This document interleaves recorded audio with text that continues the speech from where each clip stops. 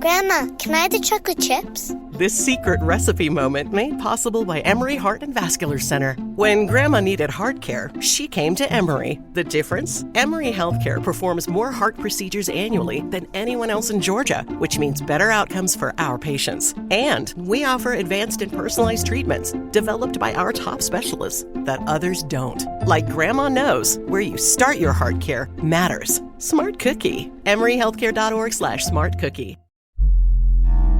A choice right now, between fear and love. It's just a rock. Out of the dark night of ignorance and into the shining light of truth. Expounding reality. A population of citizens capable of critical thinking. We don't see things as they are, we see them as we are. There's a level of reality where everything dissolves into an ocean of energy. We empower our experience by insisting on our authenticity. That's very profound. Very. Welcome to the Expanding Reality. I'm today's guest, Mark Palmer. Some people call me Mark Steeves. Welcome to Expanding Reality. I am your host, Brandon Thomas. On this episode, we have the creator of Alt Media United, as well as the host of My Family Thinks I'm Crazy. It is Mark Steeves. All of the ways, of course, to find him will be linked in the show notes. All of the ways to expand your experience with us here on the show will be linked down there as well. So without any further ado, let's get to this awesome episode with Mark Steeves. Ready to go, dude. All right, ladies and gentlemen, reptilioids, aliens, time travelers, everyone alike. If you're listening to this, welcome to Expanding Reality. I am your host, Brandon Thomas. And of course, we have our amazing guest, Mark Steeves, on today. Mark, how the fuck are you doing, dude? I'm doing real well. Glad to be here for the first time. Glad to be talking to you for, I think maybe the 5th or 6th, 7th, 8th time. I mean, if we're going to count the off-air conversations too. So this is going to be fun. I'm ready to get into it. It's just going to be a hang, and I'm really looking forward to it as well. You run, of course, the amazing show My Family Thinks I'm Crazy, which I love. That is what the title of this episode will be, just simply based on that it's amazing. And I'm way more sympathetic to that lately, and you and I may get into that today. We may not. But you also do the Alt Media United, which I am a part of, which I am extremely grateful for. And dude, you just do like such an amazing job. And we were just kind of chatting before on hand here, and we've had previous conversations. You've graciously had me on your show, and I'm grateful for that. And you've just been like this awesome lighthouse, man. And I just wanted to tell you how grateful I am for you, but also just let you know that I'm pumped up just to have you on my show, dude. This is great. So how's everything going with you, man? Really well. I mean, and that's just like a nice, polite way to not, dump all my personal crap on you. But, life is average as usual. I'm just a normal guy. And that really means a lot to me to hear that, because 2 years ago, I was just a random dude listening to podcasts. I didn't know Tripoli. I didn't know Eddie Bravo. I still don't know Eddie Bravo, and now I feel like there's a tremendous amount of respect that people give me. And I like to just, be very clear in the sense that I know part of it is because I work for Sam, and part of it is because Sam's helped me get to where I'm at so much. And because of that, I said, well, I can't just be this, guy who has a show and works for Tripoli and like gatekeeper was the feeling that I was getting. And I'm like, you know what? A cooperative is the opposite of that, because it's inclusive, it's supportive, and it's voluntary, right? So when Alex Sakaris and I had the opportunity, or like the time on hand to create this, that's the direction we took it. It could have went in the direction of a network. It could have went in the direction of a production company, but I took it in the direction of a cooperative, because I felt like podcasting has been totally, and I'm not a sociologist or anything, so I don't know the official terms, but it's been very like mutually beneficial on all fronts. There's very, very minimal competition in podcasting. And I think the people who are competitive have the wrong idea of what they're really doing, because, as you've seen, there's so much room for us to share content with each other, share time with each other, and create these amazing conversations that I used to benefit so much from as a listener, and now have the opportunity of, creating and taking part in them for future listeners. That you're 100% right. Now, I was just talking to Chris Matthew last night. We were talking about this as well, that it is this cooperative, and it's a rising tide raises all ships kind of model, which we all follow, man. We are all strong and hard on the law of abundancy, and we practice it all the time. But like you said, man, I've benefited so much just from these conversations, and that's why that whole I'm in competition with these guys never fucking crossed my mind, dude. It is the furthest thing. I'm excited to be cooperative with you guys because y'all are absolutely incredible. Like all the times that I talk to you guys, I learn more. It gets more comfortable. And you as just people, I know that we've never met face to face in person, but you're a brother, man. I mean, and that's a beautiful thing. And I think we all kind of feel this camaraderie, that comes in with exploring these ideas, especially because they're fringe topics. And it's great that we can all kind of be, I guess, beacons of light for folks to come find and to find people out there having discussions, not like what you're hearing around your normal water cooler at your job. And that's I think, beneficial. Depressing stuff, that's where you get dragged down because when you're as aware as you and I are, and I imagine all the listeners of this show are as aware as we all are, and you hear that water cooler talk being as bland and as diminutive as it is, it really just for me personally, drove a stake into my heart. Oh man, this is the world I'm in. And it's such a relief to be, with all the caveats that come with being connected to cyberspace, it's a relief to be connected to people who see the same truths. And that's not because I enjoy being in an echo chamber, but it's really, really I think fundamentally human to be a part of a tribe, maybe a better word, clan. Now that I say that out loud, probably the worst word you can use in today's climate. But right. in our small communities, in a small community of people who see the world at least in a similar way you do. We don't have to see eye to eye, but I think that's what's so cool about the podcasting realm too. Is I listened to, one podcast for a couple of years, and then, something changed and I found another podcast and I listened to that for a couple of years, and that's now slight to the former podcast. It's just, my taste changed, and that's how consensual podcasting is. It's I'm on to the next one, new information, and I hope people find that with my show, and the same thing with the guests too. If you listen to my show and find Brandon Thomas, and then you become a number one expanding reality fan, I don't care. That's awesome. I'm glad I introduced you to him. You know what I mean? I'm not trying to keep everybody on my show. It's it does what it does for me. And if it does something for you, that's a plus. I feel the exact same. And that's why, and that's what I tell people. Look, I'm not selling books and shit. And I don't put links to people in the show notes so that I can be only I can contact them and you can. It's no. I put all that shit out there. It's not even about me at all. That's why there aren't pictures of me and shit everywhere. It's about the guests. It's about the ideas. And this is what I promote and push. That's why I like with you guys, man. It's just all about the connection. It's all about the ideas. And go talk to these people. Reach out. If we have another podcaster, go check out their damn show. That's why we had you on, because I like you, but I want people to go hear your show because I like your show. And so that's the way that this works. And it's only an expansion of ideas, And back to what you said about liking a show for a little while, this is analogous to a band or something, So bands have a style, and then they exist within a certain, let's say 5 to 10 year window, if they're lucky.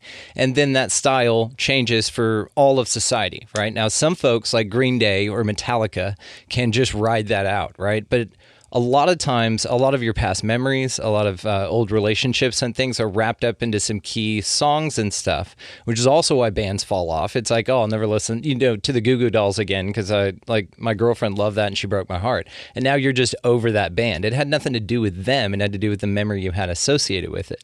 But what I find interesting about what you said about, and I think that a good podcaster or somebody that delivers interesting information to stay interesting is to evolve with their audience. This show, That's why it's called expanding.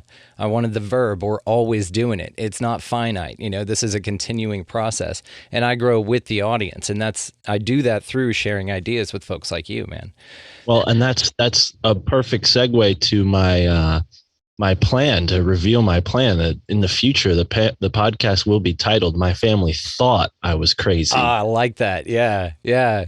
It's optimistic, right? Because it's like they changed their mind. It's like they used to, but now they're on board. But now I'm like hanging out with Joe Rogan, and I'm in the big mansion and all that. Yeah, no, I think that's like, thank you for saying all those kind things. I think that's why, the show's resonated with so many people, because that title rings so true to people who are trying to expand their reality. I mean, quite honestly, most people I've found, and this isn't anything against them, the world is overwhelming in many ways, and it's not always easy to expand your reality. But I think there's a certain person or a quality in a person where you see like, oh, okay, this person is striving to improve themselves on a physical, mental, or spiritual level.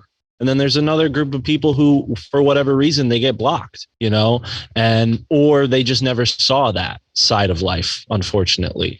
And I hope my show can be a bridge to feeling more confident in that, because you like resonate with the title, like, yeah, my family thinks I'm crazy too. What am I going to do about it? And then you find out like, oh, this guy, David Way, moved out of California and went to China and became a monk, like that was an inspiring episode I did. Like, yes. Or maybe Shawn Beaupre, who had like a crazy mushroom experience and connected with Thoth. And then now his parents are like, okay, be a professional skateboarder. We understand, Shawn. We love you, like that dude is awesome.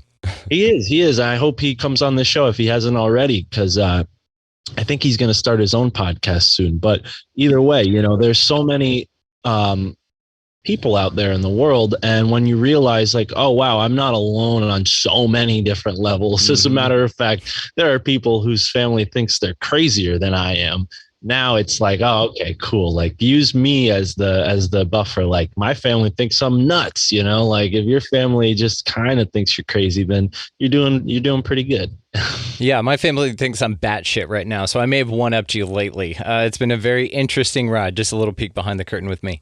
But what do you think the deal is psychologically with that split? What's inherent for folks to, and it doesn't even seem like half, I'll be honest with you. I don't know, from my perspective, it just seems about like an 80-20. If we're lucky, 20% of us are like us, right? But it seems like this overwhelming majority kind of follow this narrative or this script or this program. So what do you think that has to do with? Why do you think that there's a certain number of people that are always looking for truth, and others, no matter what evidence is presented, won't look at it at all?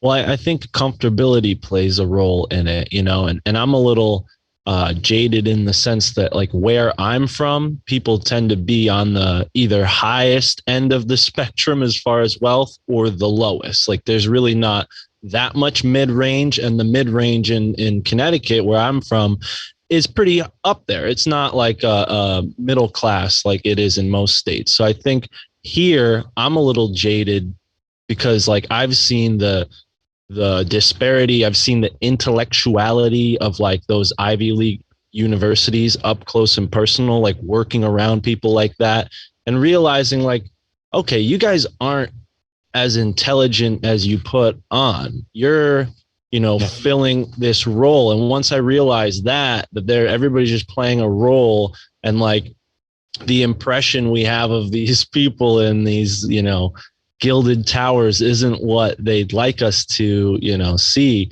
It really shook me up and made me realize like, oh, okay, I can be equal to these people. Because for the longest time in my life, I was in a sort of lack mindset of like, oh, I'm not good enough. I'm not smart enough. I'm not rich enough. All these kind of thoughts came through my mind, which creates a fear to do better. And I think most people resonate with that. Like they compare themselves to the world around them, and then they strive for better, but it's a sort of out of fear. And I think where that switched for me was when I started acting out of love. And I think that isn't exactly the incentivized modus operandi for our society. I think our society incentivizes that fear mindset more than it incentivizes that love mindset. I think you could still get to the truth from the fear mindset, but I think there's a certain quality to, I guess you would say, agape, which is like not love for yourself or your community, but like love on a metaphysical, higher realm, sort of love for all. I think when you connect with that, you start to really erase those boundary lines that society creates, and you start to see the bigger picture, the whole, right? And it's a feeling that pushes you towards understanding more and more, because we're all curious. And I think that love energy is something that unfortunately most people are incentivized out of diving into deeper. You know, everybody loves in the sense of like they love themselves or they love somebody in their life. But to love the whole world, I think, is an energy that carries you towards something greater than yourself, because you're making a decision in that moment. And at every time you push that feeling forward of self-sacrifice, in the sense of like, not that you're going to be a martyr, but that your immediate little toilings and all the little things you have to get done in your life become less and less important in the wider, grander scope of things. And when you can align those toilings, those things you do daily, with that greater scope of things, I think people who are in that fear mindset are like, what is this guy or gal doing? Like, you know, it just comes off strange because people are taught that the world is a certain way. And when you really learn to, I don't know, feel past that, I think it happens to people by accident, through trauma or through isolation or through that feeling I described of like knowing I was smart, but seeing what I was up against and trying to justify those odds in some way. And a whole happy heaping help of cannabis definitely helped out, if I could butcher that. But yeah, I don't know. I think cannabis and love, man, really were the two things that vibrated me towards this other understanding that my family thinks I'm crazy for, you know, and that comes from like how I view politics, how I view society, how I view dieting, how I view just my emotions and how like I respond to certain things. Like the other day, my aunt asked me like, what's going on, Mark? You know, kind of like, what's new? That was the question she asked. What's new? And I was real honest with her. I love my aunt. I was real honest with her. I said, if I told you, I mean, I don't know what I think about on a given day is not, you know, the average, what the average person thinks about. And she got so upset. She's like, what do you mean? You think you're so smart blowing smoke up your butt? Like, you know, like, and I'm like, no. I'm just saying, like, you know, you're not going to think about ley lines or stone alignments or, you know, the ancient history of this continent we're on. Like, and that's what I've been thinking about this week on Jocelyn. So, you know, a lot. Yeah.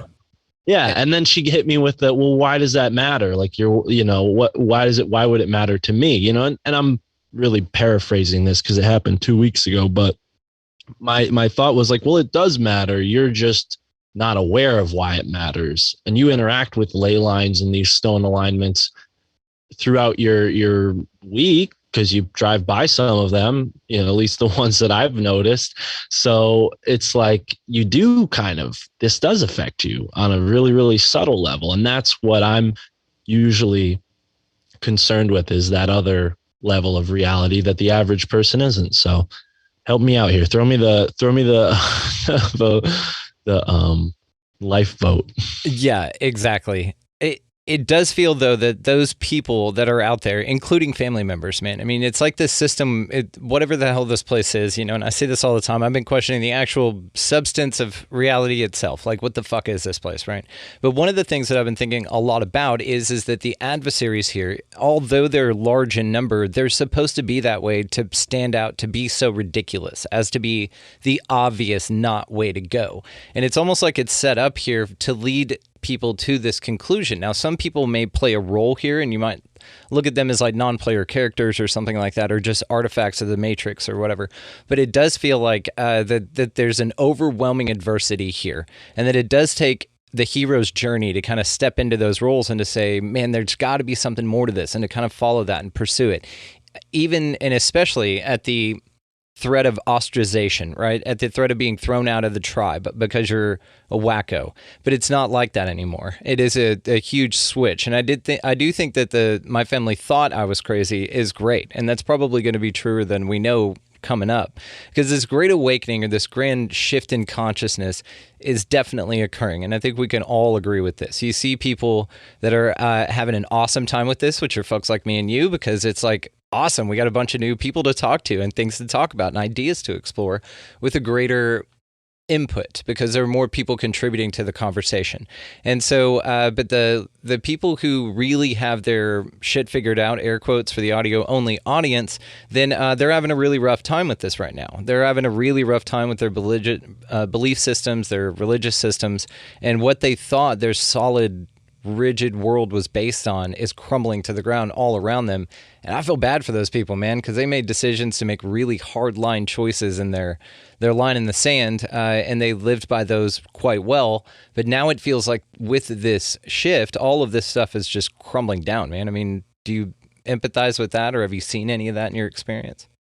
Yeah, it's over here where I'm at, it feels like people have leaned into the propaganda and like just, gone with it, because like I said, there's that level of comfortability where it's still not affecting them.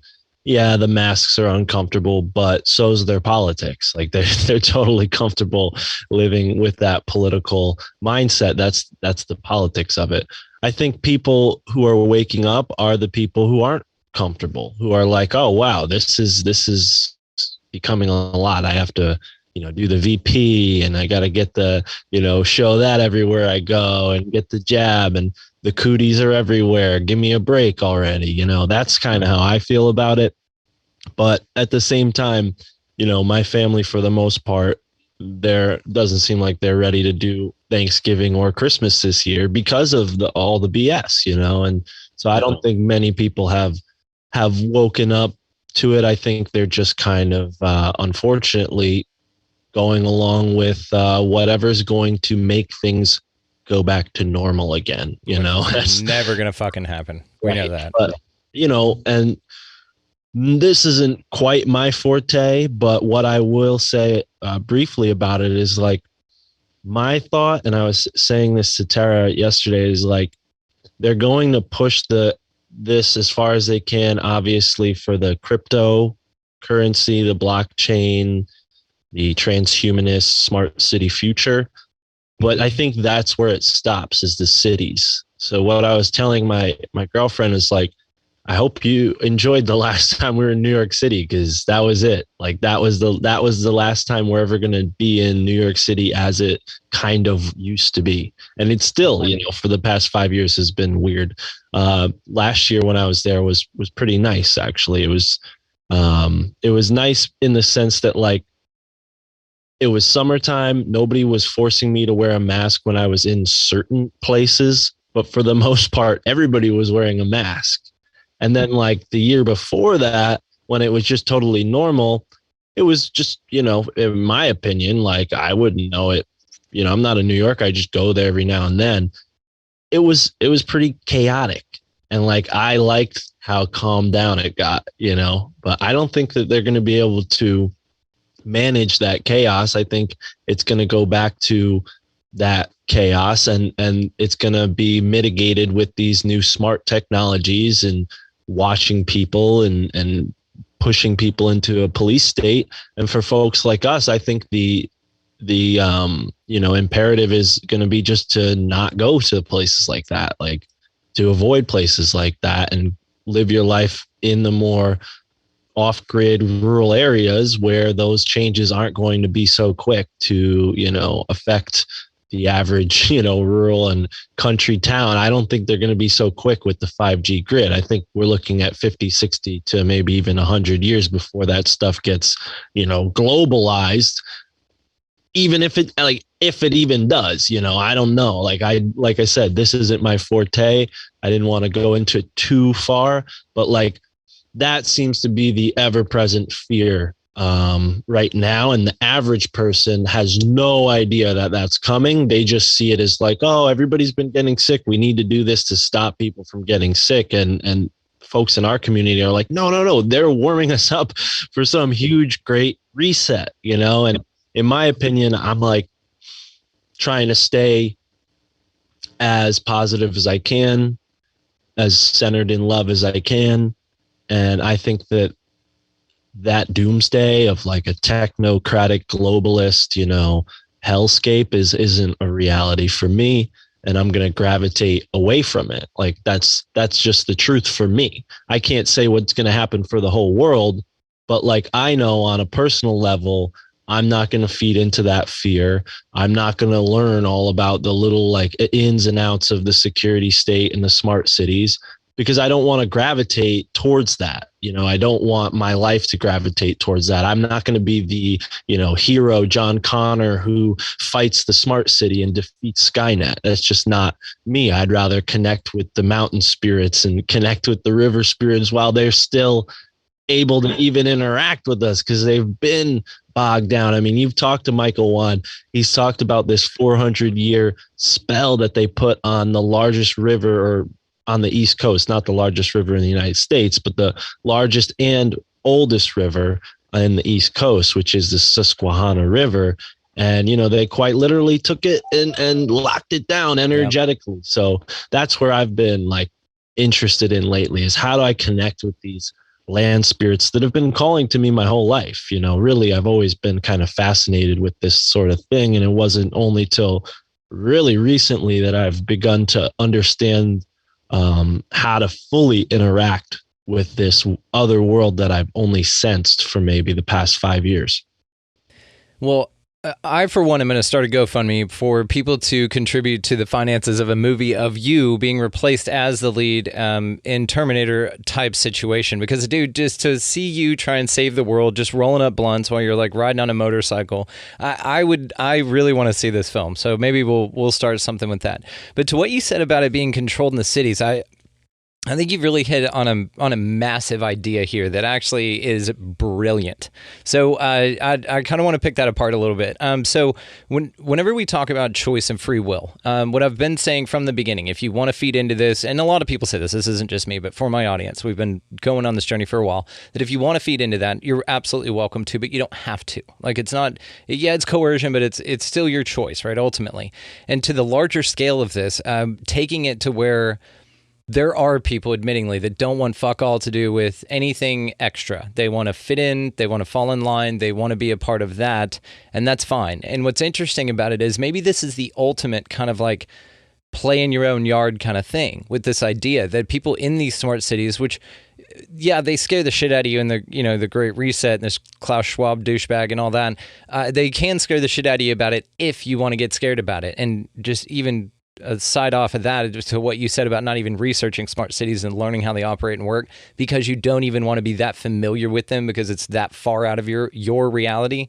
Fucking awesome. I adore that perspective, because that's what I'm saying. Like, to this idea, all the people like us have a beautiful place in nature to go. All the people who don't give a fuck all about nature and just want to fall in line in the system in their cars and their football games and all that shit, which again, there's nothing wrong with. But if they want to do that, they're actually being provided a place to go do that. And even better, it's going to be a totalitarian regime that locks you down, that tracks everywhere you go, that you're going to be social credit score, govern me harder, daddy, right? And so it's like this idea of, well, you do get what you want, and we get the ultimate freedom because they're going to just leave us the fuck alone. And they're going to not only do that, but they're going to provide like a, like those lamps that you can put outside where the flies attract to it and they get zapped. That's what they do for douchebags. So they put these douchebag city lamps all over the place, and then, just stay the fuck out of them and you're going to be just fine. It's the ultimate choice. I love this idea. I love it. Well, and I think, there's a lot I agree with in what you just said, but there's a lot I disagree with. Otherwise, I wouldn't be like in that thought mindset in the first place. Because, like, yeah, I think that's right. We have to be rested on our own will and responsible for our actions and the consequences of our actions. But at the same time, these governmente, agents, if we'll just simplify it down to that label, they're working on, a grid of control, which I don't think is going to, afford us the liberty of just like, oh yeah, we can just hang out in the woods while they're going to try to push people into the cities, force them into the cities and hunt down whoever's in the natural spaces under the guise of like, oh, well, we need to protect the environment. Right. So not that I'm like putting my head in the sand, I'm going to go start a hippie commune and run around in the woods. But like, that's where my focus needs to be. If I want to live in touch with nature, I need to take on the globalists on that front. Like, how are they going to be messing with, and if what you say is true, which what I didn't agree with is like, it's okay. Like, I know it's your show. So that's my favorite part of it, is that it's okay. I don't know. I'm like, I have to listen to my mom and my family go like, oh, football, this and that. Like, they love football. And I don't like sports at all. So I don't see that as a positive. I see it as like, oh, there's some conspiracies in there. And yeah, we're going to offend a bunch of people by getting into that topic. So maybe we'll save it for another day. Yeah. But so I appreciate it, and I understand why you say that, but like I'm very radical about that kind of stuff, and that's why my family thinks I'm crazy, because when the sports game is on, I'm like, fuck this, like. So there is an attitude of that and an element of that, and I don't want to totally turn around and go back on what I said, but I do think that ignorance is not bliss. So not that I don't want to know all the ins and outs of the smart cities, but I want to know everything I can to keep myself out or keep myself safe from whatever's coming from that. Right. And I don't know, man, I don't want to, again, gravitate into the fear mindset, because that's kind of what we're talking about and why it's detrimental. But there is that element of like, where am I going to go? I was born into a place that was kind of like stuck in between New York City and Boston. And it doesn't seem like a good time to go and like just drive out in the middle of nowhere right now. Like, I'm kind of in a point where I want to find a new place to live, but nowhere seems right. So that's kind of my mindset. I know when I was younger, I'm like, yeah, cities, I would love to be in a city, hang out with friends all the time, be around people all the time, always doing fun stuff. But over time, as I've grown, I've gotten to really respect the peace and the comfort of being out in your own rural area. When I say own, I mean your own as in like you look around and no one is there. You're all the way out there on your own, Like, I think there's enough space on this planet for all of us to have a little piece of land that we can steward and maintain. How are we going to get there? I don't know, because it seems to me like the globalists, like we kind of said, are pushing people into smart cities and then clearing the forests and leaving all access, only based on their permission. You can't go there unless you're allowed to, unless you're a researcher, unless you're a park ranger, I'm not cool with that. I don't want to be a refugee. I don't want to be a terrorist just for going into the forest, like it's just a bold new world we're living in, a brave new world, I should say. And you're absolutely right. Now, I am a chronic optimist, and sometimes, to a default, probably. But I'm going to just explore this a little bit further with you, because I think that the only part that we diverge in your idea is where they start hunting people. I do think that they're definitely going to coerce, because they already do that, right? But I do think that they're going to coerce as many people into the cities, if they're established in this model, right, as they can, of course, because that's power for them, that's workforce, that's labor, that's all that stuff. And that's why the systems in place maintain this bread and circuits and shit, make it enticing. Same thing with the people that got the boop boop.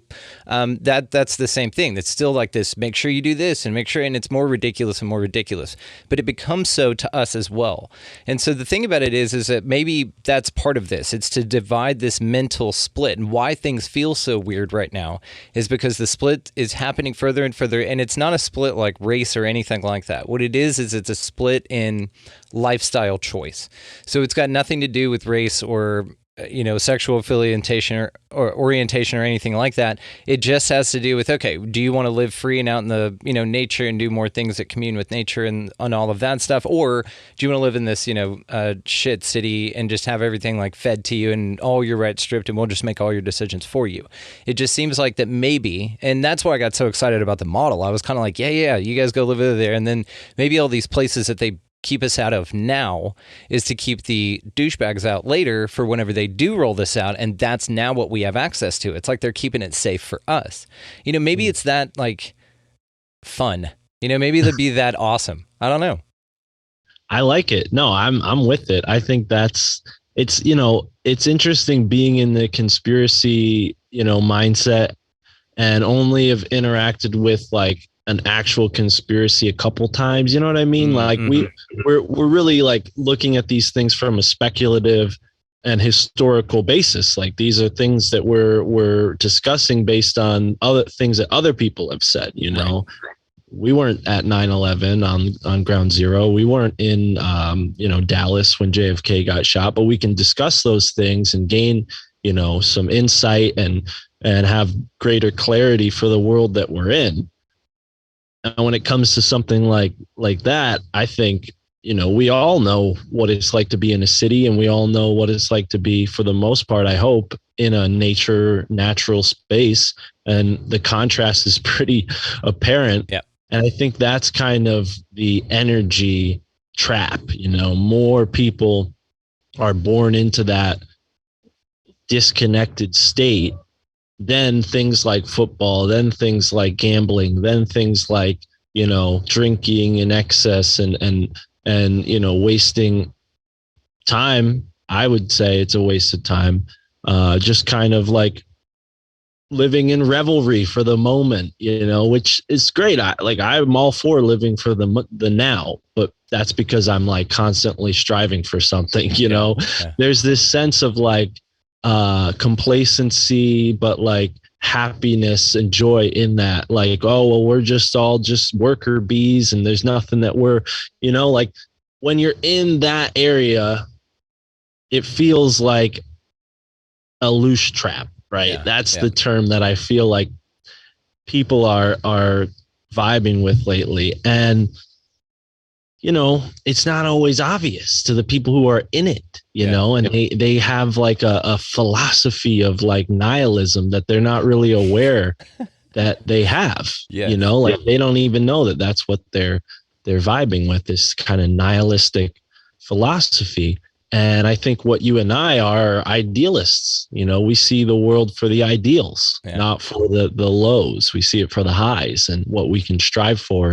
And being an artist or being a creative, you kind of want to put something out there and always constantly make it as best as you can and improve upon that, whatever it is, music, art, a podcast, right? And I think there's something about conformity that this city brings too, where that is suffocated a little bit, because it's just something about being in a crowd, this crowd that it doesn't cater to the enlightenment that I think we're seeking through this podcast, the listeners of this podcast, and through the conversations that you've had, many with a bunch of brilliant people. I mean, obviously there's a sense of like, I don't know everything and I could know more, right? Absolutely. I think people are being kind of bred to get that out of them. I don't know. And that's why I feel like there's a hunting down, because the empire, maybe it's not a physical hunting down, but the empire, as it will, like the ever-present empire, is never for that sort of enlightenment. They're always looking to turn, you down a dead end, so you never reach that point, Control. because there's something so powerful in that I think threatens the very core of what is going on with these smart cities, with the empire, with the governmente, the temporal control, and that's why ley lines, stone rows, all these buildings have become so fascinating for me lately, because those objects, those buildings, these things on the earth, are literally the skeleton of our living planet. Like we both have minerals in our bodies as our skeletons. It gives us form. It gives us rigidity and durability.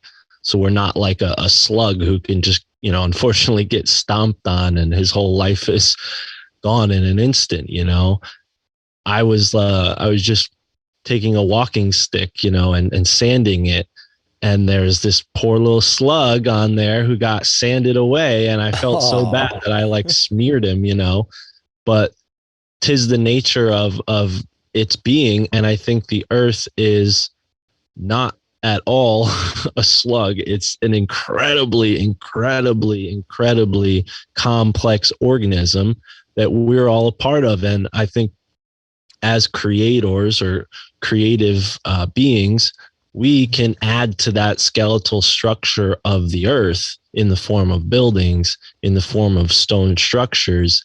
And I think just like our nervous system kind of converges with our skeletal system, in the sense that the pathways that our skeletal system creates are like the foundation for the other channels of different parts of our bodies, and nervous system being the one that carries electricity. It's responsible for our thoughts, and like everybody always talks about how we're however much percent water, and so is the earth, right? So there's a very clear reflection here, a microcosm, macrocosm, if you will. Your body, if you understand how it works, you can extrapolate that onto the world around you. So are we starting to get the picture here with the virus and how they've warped our sense of how we operate on a microcosm level and a macrocosm level, and vice versa, on and on and on? There's a sort of negative percussion reflection that goes on, where they warp our sense of how our bodies work, and then that in turn warps our sense of how our planet works, and in turn warps our sense of how our body works. So I think getting down to that root of agape that I brought up at the beginning, and understanding yourself on an intimate level, and I mean trusting your intuition over the authority that's been imposed on you when you were born and raised and grew up. And we're told, no, you're not smart enough to think for yourself. These books will show you, and you get a book shoved in your face and a pencil in your hand, and you're meant to, follow the orders and bow down to that authority, when really your inner self, your inner child, your inner voice is always connected to the higher and the all and the, omniscience or the omnipotence. And I think, people use the term like the Akashic record to discuss that, right? But what I've seen in a hermetic way is like when you understand things on a microcosm level and extrapolate that to a macrocosm, that's a big tool in the toolbox. Being able to use that hermetic law was essential to where I was and where I am now, So I think how the ley lines, how the skeletal structure of the planet works, I'm not 100% certain on it yet. But given what we know about our skeletal structure, I think it's very important, and I think that there's a certain manipulation that's gone on with buildings where they create structures that we gravitate around. And it's like a, prophecy. They're like, prophesizing what the future that they want it to be and then putting it into action, and I think that's what's so interesting about the whole virus thing. It's like it fits right into the climate change stuff and this idea of like an infection or, and really, I think the term parasite is the most important one to use. Virus, no, but parasite, yes, there is clearly a parasite here in the human collective consciousness and in the planet.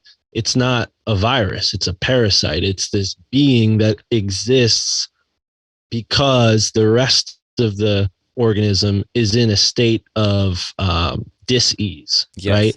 I think that's primarily what we're dealing with, and why they put so much emphasis on the idea of a virus or a foreign invader that's harming us is because it fits in psychologically to that model of authority and control paradigm that they've presented to us for however many hundreds of years in order to keep us, as sheeple.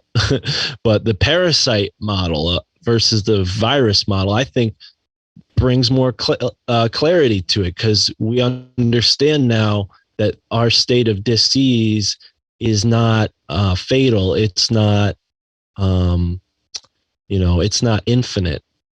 It's totally, there's a solution, and it's removing that parasite or bringing that parasite, out of the homeostasis of the whole, because its presence is like magnetizing the rest of the organism into a disease state. I mean, does that mean parasites shouldn't exist? I don't know. I'm not gonna, they exist for a reason, but I think on a huge macrocosm level, there is like a parasitic planetary force here on the planet doing something. And I don't know if the only solution is to like eject it out into space or out past the dome, however you want. Whatever you think it is, right? Yeah. Whatever your model is for the world, I think that is more true than this idea of like a virus and, It's kind of like the virus is a great metaphor for the ultimate lie. And it's kind of like the great Hegelian dialect, but on a huge scale, right? We talk about problem, reaction, solution all the time, where they create the problem. We, as the populace, the mass populace, that 80% we were talking about, responds. And then they're like, oh, well, we'll just do this. And a lot of it has to do with stripping you of your more things that make you authentic and you. I won't even say your rights and freedoms, because those should be innate. So, but what's interesting about this model is that it works on a huge scale. Number one, you lie to them. The problem is that they don't know who they really are, what this place really is. So you lie to them at their core, and it only takes a few generations to do this. There was this interesting study with monkeys I'll tell you about here in a second, but it's interesting that then your problem turns into the reaction of, well, then we have dis-ease. We have these issues in society. We have these divides against all of us, this unauthenticity that we gravitate towards, simply because we don't know what we really are while we're here, but someone else does know this, and they're the ones that put the control system in place. And then the solution to that is to then further push this totalitarian thing. So it's like that model, but on a huge scale, having to do with everything. It's not even in these microcosms, because as above, so below. So maybe that idea as above would also be on the biggest scale possible, which is everything. So the study about monkeys, and why this is interesting whenever we talk about people who lie to us about our past and we don't really know where we come from or who we are, but someone else does. There was a study done to where they put, I think, 4 monkeys in a cage with a ladder leading up to the top of the cage where there were bananas suspended at the top, okay? Now, what happened is when one monkey went on the ladder, he climbed it to get up to the bananas, the scientists or the researchers sprayed the other monkeys that were off of the ladder with cold jets of water and just made them miserable and freaked out until they grabbed that monkey and pulled him down and beat the piss out of him, right? So then what happened is the next time any monkey went up there for that, they grabbed the monkey and beat the piss out of him because they got sprayed with the water and they could remember that. They pulled one monkey away, then another monkey would come in, and then it would repeat the same process. Now, eventually, there were no monkeys that had been sprayed with water whatsoever. in this cage, but all of them beat the piss out of any monkey that climbed that ladder to get to those bananas. So what's interesting about this is that we don't even know why we react the way that we do. We don't even know what the purpose of the way that we're feeling is. And now I think a lot of folks like me and you, it's intuitive that something's not right here, that there's something better that we can explore as far as a concept, and everyone else is really not only asleep, but completely opposed to discomforting themselves with the idea of changing the perfect system that they've got, right? And so whenever you look at models like this on scales that big, that's why we question the things like the shape of the earth and shit. That's why we question, like, what the fuck is going on here, you know? It's because we get to a place in our research, and I'm sure with you're the same way. You get to your place here and you're like, okay, well, maybe all of it's fucking bullshit, and maybe they're lying about everything, you know? And then what are we? And then you're left to your own devices to figure that out on your own. And it's interesting, man. It's just an interesting model. And I'm glad you pointed it out. So that's really cool. Well, and, you know, thank you for adding to it, because you're reminding me, you know, that little allegory that I put out there was incomplete. And I think you're absolutely right that viruses are analogous to lies in many ways, you know, and I think that, you know, everything I've learned about them is that they're you know, they're these RNA type, like non-organic things that attach to organic things to complete that DNA structure, because it's missing. It's like one strand, and in theory, if it had two, it would be a more complex organism. Thus, that is its, you know, life cycle. It goes, it tries to combine and grow itself. How true that is, I don't know. But I think when we're getting into the science of DNA and genes and all of this stuff, it is very murky, and it comes back to some weird stuff from ancient times, you know, where they're talking about chimeras, they're talking about, you know, creating man, and it being, you know, sort of a weird, like, Dr. Moreau process with like parts of animals, you know. But I think what we're really talking about there is alchemy, and how we are, you know, one part mineral, one part vegetable, another part animal, and a fourth part, you know, God or creation, or, you know, if you want to look at from the elements, you know, where air, fire, water, earth, and ether, you know. I think no matter what culture you're looking at, there's a sort of holistic understanding there as to the kind of collective nature of reality, where we're like a sum of all of the parts. And I think adding certain materials like graphite that could possibly blacken the gold that is our soul's potential to that lead Saturnian state, that could be an element here, you know. I'm not sure. I'm not, you know, again, trying to like insert fear where there isn't a need for it, but that definitely feels like part of it. It feels to me like the people that we've trusted as doctors have taken the holistic model of healing and inverted it, and then B, suppressed anybody who wasn't following that inversion. Now, within that, there's been a lot of great things done. I mean, I'm sure a lot of people have been helped by hospitals, but I don't think that it's anything different than what those holistic doctors could have done if their processes weren't inverted and then suppressed. Like me, I have a part in my wrist made out of cobalt chrome because I broke my wrist on a skateboard, you know. Like, I regret that. I want to get that thing out. I feel like it's, you know, not really a part of my body, you know, but that choice was pushed upon me by the hospital in that state of pain, and I went with it, you know, and I do regret it in some ways, but I think that, you know, possibly they were right, possibly they were wrong. There's like an actual experience there for me where I'm torn. I'm not just somebody who's observing this from the outside. Like, I am a victim of the medical malpractice industry. Or another way to look at it is that I've been healed by the medical industry, right? There's two ways to look at it. But either way, that thing they put in my wrist, not cheap, probably more expensive than my car. And B, like, it's cobalt, like comes from Africa, in like a mine, like some kid probably helped mine this out of the ground, an ore that they went and refined and turned into cobalt, because cobalt doesn't degrade inside of it's biocompatible. It's one of these biocompatible minerals, like titanium, is another one that they use. I think when you see that, you start to understand the whole picture of things, it can leave you with an unsettling feeling.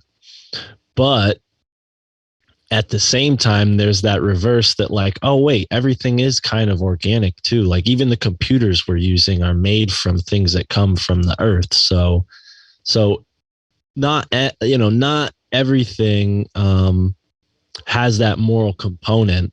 I think it's us as the, interactor or the creator that has that moral component that gets added to it. And I think it's important, I guess, for us to not equate that moral component with the objective, when it's really a subjective thing, in the sense of like, it's you're bringing that element, or whoever interacted with it too is bringing that element. And, I'm not saying that there aren't evil people out there, but like if you're vibrating on love, there is no interaction with evil possible, in my opinion. I think love supersedes that.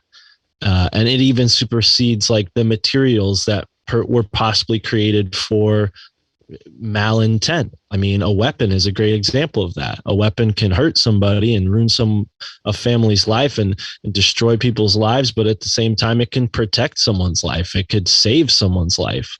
And I think that's like the moral dilemma of our age and of our like use of all of these materials. And what the powers that be want is for less and less and less people to be in on that decision, because the more people that are in on that decision, the more it's going to gravitate towards love. That's why they're just trying to control it down to the smallest group of people, because they're the most manipulative or manipulatable, and they're able to, keep these people in that fear mindset. And if those fear mindset people are the people at the top of the pyramid, well, then the whole world's kind of pushing towards that way, So I don't know if I'm very coherent with my point, but maybe you can sort of back me up there. I back you up 100%. You were very coherent with it, because I hear you. Now, back to the medical specifically. Whenever people talk about, so Greg Carlwood, actually, and I'm not going to tell his story, guys. Go check out his show, but he just had a little girl. Congratulations to him and his wife. They're doing great. They had kind of an interesting time with that. But again, I'm not going to tell his story. But even then, they're very natural, very holistic body. If it weren't for medicine, things would have been a lot different. Or for, traditional medicine, things would have been a lot different. So what's interesting about this whole perspective is that we want the most natural thing possible, right? But I think what we're really looking for is the most authentic and the most honest. So the problems that we have as who we are, like I definitely will include myself in that, is going to like a hospital or something, is that we understand a lot of lies that occur there. But there's also some truths there too. But the way we feel about the system and the lies outweighs our ability to trust the average person within that system, that it's going to be for our best benefit, or that at least something nefarious isn't going to happen, right? I mean, they charge you $10,000 for a bag of saline, right? Even that, it's like, come on, it's just shitty. But there's a lot of distrust within that. But what I hope that we're all moving to is this place to where we can incorporate these ideas with each other rather than battle each other. But it's all based on whatever works best. And all of that is subjective, meaning that now you're offering opportunities to everyone.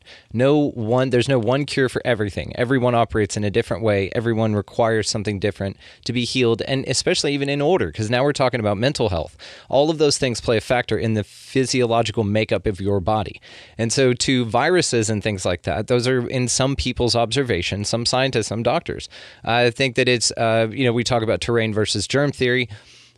the germ theory kind of lends itself to just on its origins, on how it's pushed so hard, on what occurs when that happens. As long as you zoom out from it just a little bit, you could see what's wrapped up in that narrative, that you're icky, you're dangerous. And that's what is interesting, just to now go to the transhuman part of it, with that whole thing as well, because it seems like the less authentic they want everything, the better off they are. But we crave authenticity. And so that's where really like this split will occur in the whole transhuman thing. But also, and Jim Gale and I were talking about this, we don't want to throw all the technology out. It's not that it's bad. We could use it in the future. We're using it now. We kind of work within the matrix. But what you want to do is get rid of the matrix and keep all their toys, like keep all the shit, because there are people out there that do want to, there are great nurses that are just out there to help. And there are great people out there that are designing technologies that do wonderful things for humanity and that don't have a nefarious end to them. The problem is the people that fund them, who owns them, and then what that they're probably appropriated for. I heard on Matrix Assassins, great show, by the way, they were talking about Dell computers and how they gave a Dell computer to all of these kids as a free computer, but it really served as a data collection and spying apparatus for the households of every individual that they gave those computers to. So it's kind of like that. It's like, well, what do we trust? We dig the computers. It's a nice thing, but it wasn't done altruistically. They gave people a computer so that they could be spied on, not to do something nice for these children who maybe, get an education out of it as well, but it's got a nefarious end to it, which is where this lack of trust comes in. So I'm with you on the split of like, do we trust the medical community? How do we integrate it with more homeopathic strategies? And I think just really the answer is just everybody to be honest with each other. We take the best of all of it, because none of it's 100% right and none of it 100% works for anyone. So you just get a little bit more honest with yourself, society, Well, and that's the big, the economics topic. And it's like, are we living in an economy that incentivizes honesty? I would say probably not, right? Absolutely not. So that's I think one of the larger issues, but also governmente is totally responsible for that in so many ways. I mean, just the and everything I've been learning about the indigenous cultures here and the way they handled their affairs with one another wasn't all perfect either. I mean, they would fight each other, kill each other, do all kinds of stuff, and come together in great times of like peace and like huge like a confederacy, as they called it, of people who came together for good things, and I think that spirit was sort of hijacked a little bit in the founding of this country. That's some of what I've been looking into, and it's all sort of new to me. I don't want to come out and talk about a lot of it, but I definitely think that we're finding out more and more that the authenticity that you're talking about, I think it's something that permeates from the land. I think that skeleton that I was talking about, I think they hijack it with these buildings to create that disconnection, and thus that unauthenticity or phoniness is more permissible for the average person, and they can get into that sort of manipulated reality that the empire creates. Whereas in the past, when that skeletal structure was weaker, people were like, no, I'm going to go start my own group. I'm going to start my own community, And now they've kind of like in the past 50 years, they've kind of like pushed people away from that, with the whole idea of like a cult always ending up as a bad thing, which I don't disagree with. I think there's so many examples of cults that have ended very terribly. Yeah, so I'm not pushing for that, but I think there's definitely an aspect of like intentional community living that you don't hear about. Like there's all kinds of intentional communities across the United States where people come together for the common goals of just living in a place with food and happy people and everybody's getting along. I mean, and it's not race based, it's not religious based, it's just human based, and they don't show that. They never show that. They show people in $1 million houses who are isolated from each other, and they say that's the ideal. We need to strive for that. You need to strive to be in the mansion and the yacht and the jetliner, and they never show you these people who are living excellent lives. I mean, from when we had our first conversation, it sounds to me like you have a very cool setup over there.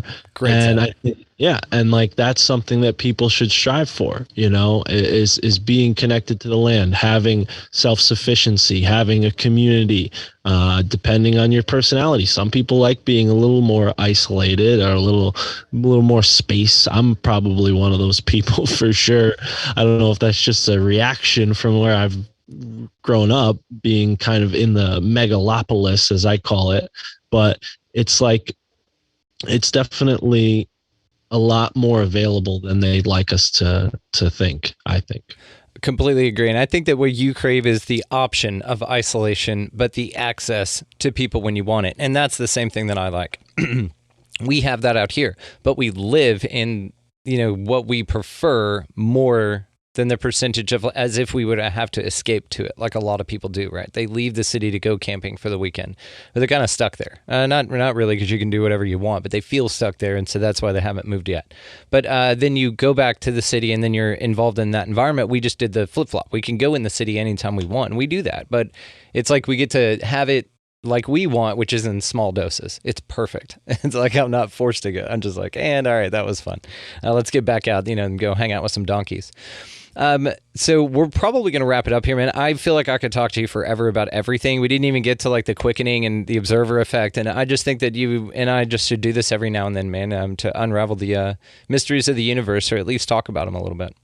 I'm down. Thank you. Yeah, this was definitely fun. I didn't know that those were on the docket for topics to talk about, but anytime you want to have me on to get into that, I think the observer effect is something I've played around with in my life, and I've called it the law of attraction. But really, I mean, if we're going to really get down to it, it's all the same thing. It's like you put awareness or intention into something, and that's it. Like that's everything you do in the world at any given moment.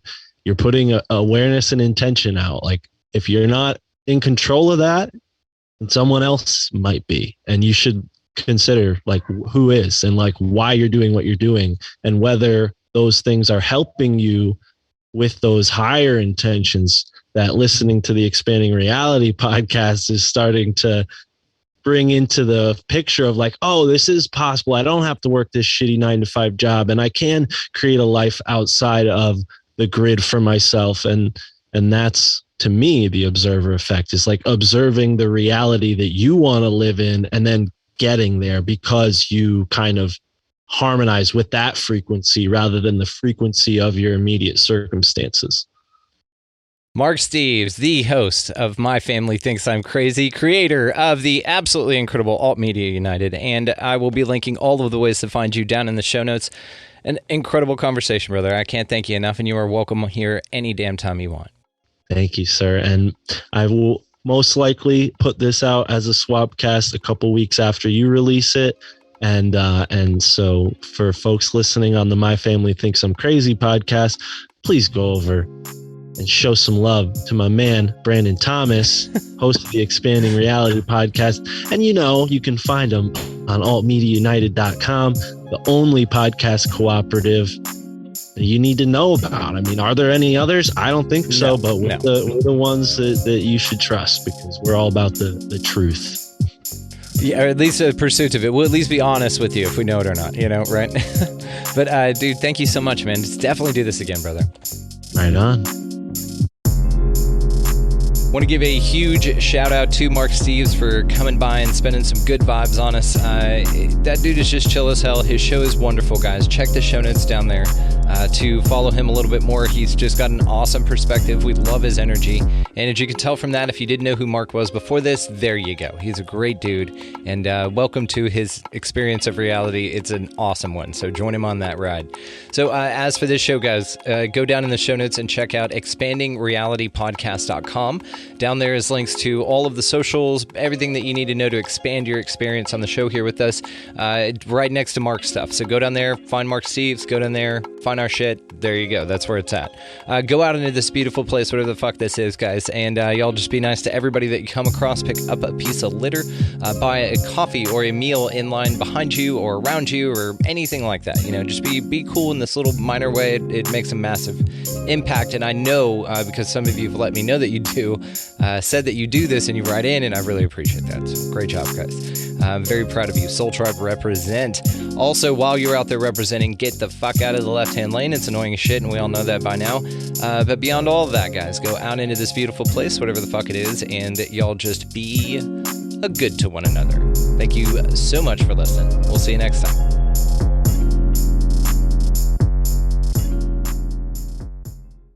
Grandma, can I have the chocolate chips? This secret recipe moment made possible by Emory Heart and Vascular Center. When Grandma needed heart care, she came to Emory. The difference? Emory Healthcare performs more heart procedures annually than anyone else in Georgia, which means better outcomes for our patients. And we offer advanced and personalized treatments developed by our top specialists that others don't. Like Grandma knows, where you start your heart care matters. Smart Cookie. EmoryHealthcare.org/smartcookie.